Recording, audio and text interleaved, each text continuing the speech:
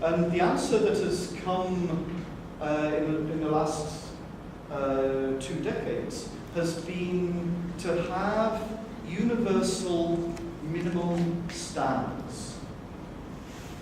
That is, if you are in a disaster, if you have no house, we can't build you a big mansion. We can't build everybody a big mansion. What can we do that's the minimum for everybody that will make you safe?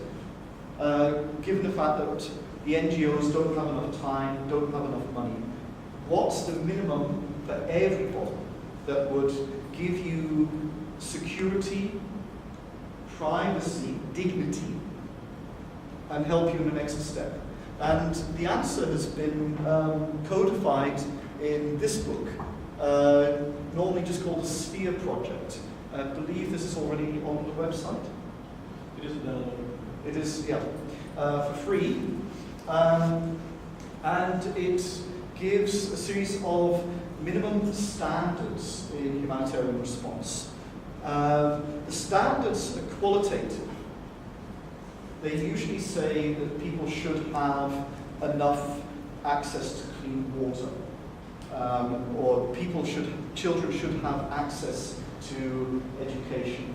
But the qualitative parts are then backed up by quantitative indicators, numbers.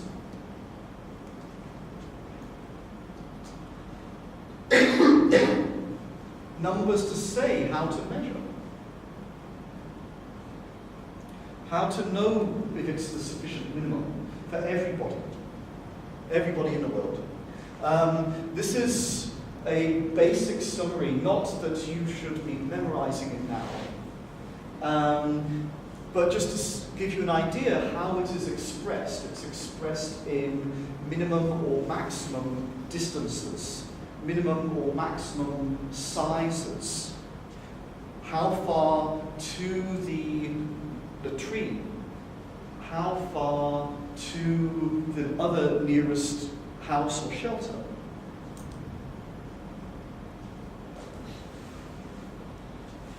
Now, if you have a look at this,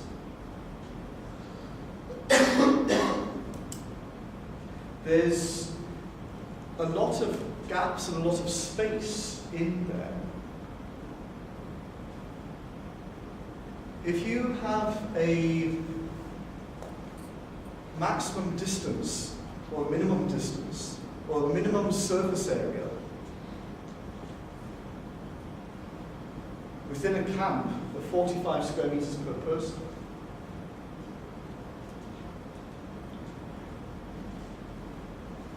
who do you think in there has got 45 square meters per person?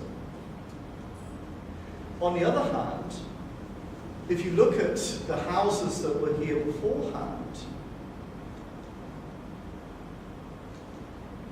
who do you think had 45 square meters per person?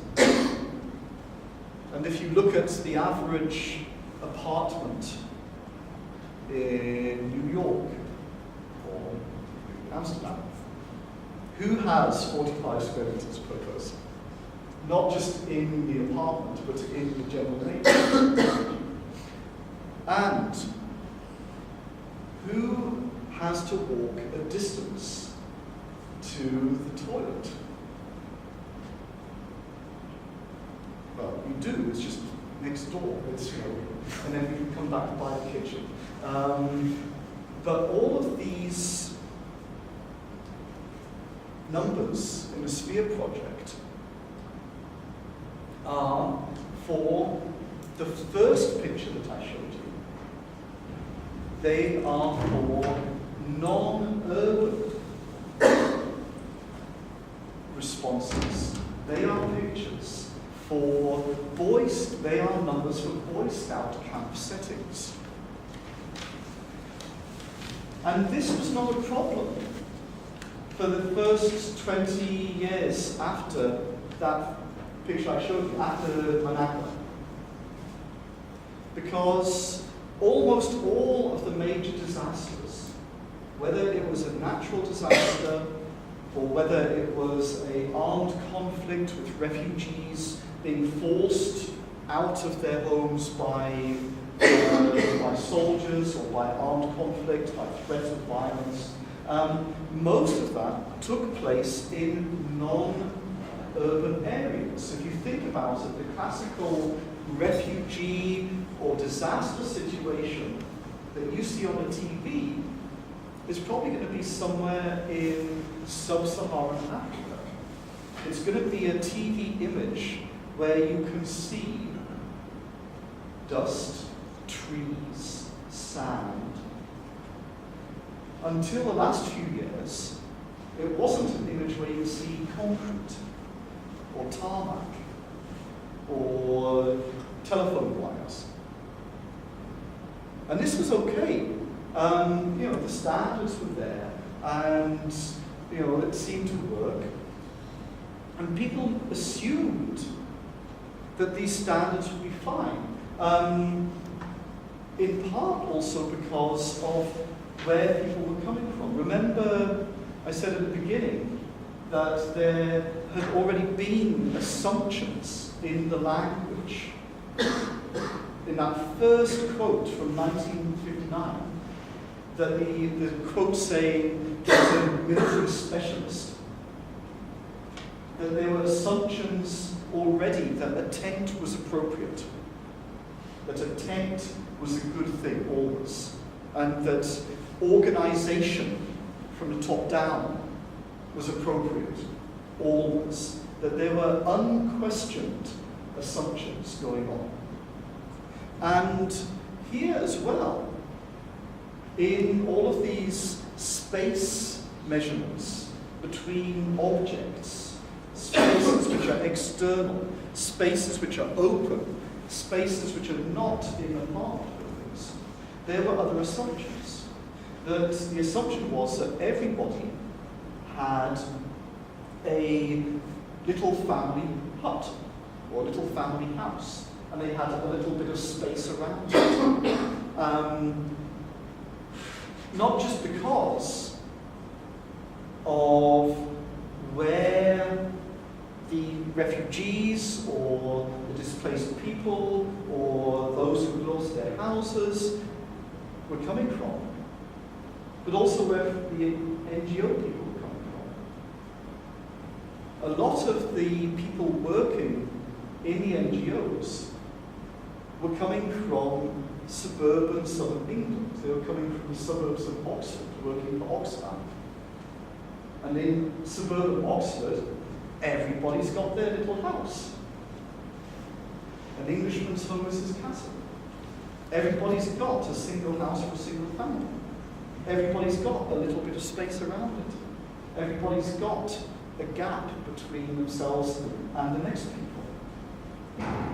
And because, in a way, the African villagers looked a little like that. Everybody's got their little house. They must just be like me. This is all we need. There was no question.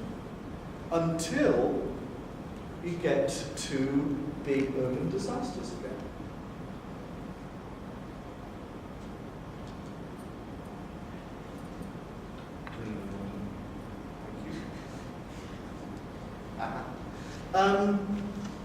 It's only been in recent years, in the last 10, 11 years, that there's been an effort to try and increase the vocabulary, to get away from this idea of seeing shelter as just a series of objects, of tents to be placed down, and to see the response as a process. There's a good quote from Slum Housing Upgrading from the early 70s from John Turner, who said that housing is a verb. And that can be mimicked, has been mimicked, in another phrase for the emergency response, that shelter is a process. Shelter is also a verb, that it's not a series of objects to be given. It's a process of moving from day one, when you have nothing, when everything has fallen down, to a point where you are safe, you are in permanent, sustainable, durable shelter, housing.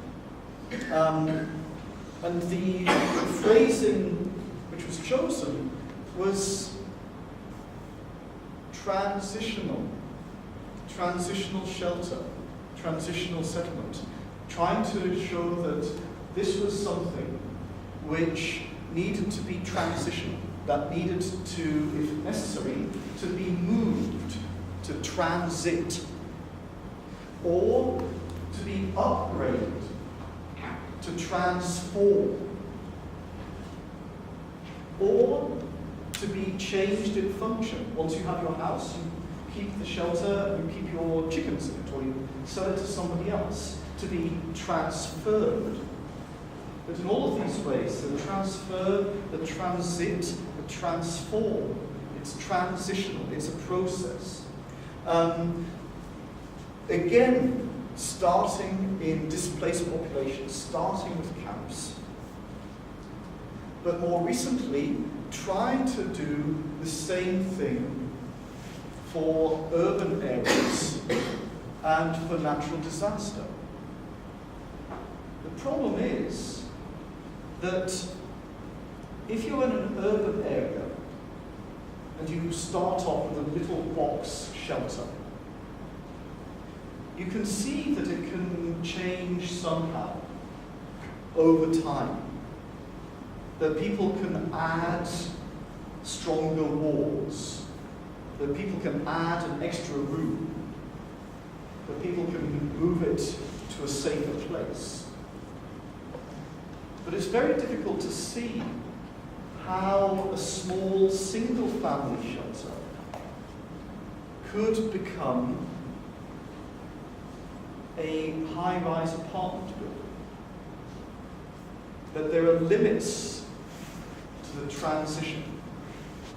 And the limits to the transition are ones which are also limits to urban reconstruction, to choices made of density, choices made of land use, choices made of availability.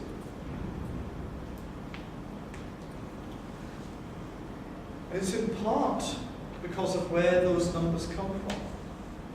The numbers, remember, the 50 meters to the latrine, things like that, were not invented by urban planners.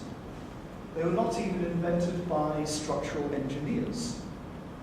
The numbers were not invented by architects.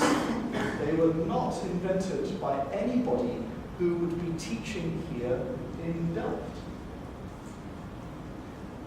The numbers were invented by a gentleman, Mr. Assar, Under Secretary of State for Planning and Programming, Ministry of Health in Tehran, who was writing for the World Health Organization in 1971. Somebody borrowed his idea that there needs to be minimum numbers. Why? Because the problems in disaster response at that point were acute health problems. People were falling ill and dying. People were getting cholera. People were getting other transmissible diseases. People did not have enough clean water. People were living too close together. That's the problem that had to be solved. The problem was solved by separating people, following health separation, health isolation, and following army adaptations of that. And the numbers just keep on getting borrowed and borrowed and borrowed. And nobody has come up with anything better.